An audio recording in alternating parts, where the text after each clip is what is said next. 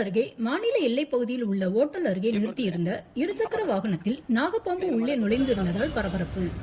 கிருஷ்ணகிரி மாவட்டம் ஓசூர் பெங்களூர் தேசிய நெடுஞ்சாலையில் உள்ள அத்திப்பள்ளியில் தனியார் ஓட்டல் இயங்கி வருகிறது. நூற்றுக்கணக்கான இருசக்கர வாகனங்கள் மற்றும் கார்களில் வருவோர் இந்த ஓட்டலில் உணவருந்திவிட்டு செல்வது வழக்கம்.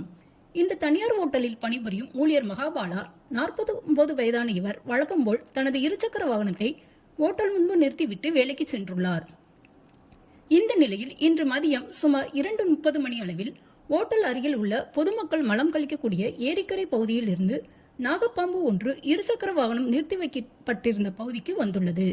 திடீரென அந்த பகுதியில் நாகப்பாம்பு இருந்ததை கண்ட செக்யூரிட்டி பதறி அடித்துக் கொண்டு ஓடியுள்ளார். இந்த நிலையில் அந்த நாகப்பாம்பு நிலை தடுமாறி எங்கு போவது, மக்கள் நம்மளை பார்த்து விட்டார்களே என்ற அச்சத்தில் அங்கு நின்று கொண்டிருந்த ஓட்டல் ஊழியர் மகாபாலா இருசக்கர வாகனத்தில் உள்ளே நுழைந்து விட்டது. இதனை பார்த்த அக்கம் பக்கத்தினர் அலறி அடித்து பாம்பு பிடி வீரர்களுக்கு தொலைபேசி மூலம் தொடர்பு கொண்டு வரவழைத்தனர். விரைந்து வந்த பாம்பு பிடி வீரர்கள் இருசக்கர வாகனத்தின் சீட்டு பகுதியை கலற்றிவிட்டு சுமார் அரை மணி நேரத்துக்கு நாகப்பாம்பை உயிருடன் பிடித்தனர். இதனால் அந்த பகுதியில் பரபரப்பு ஏற்பட்டது.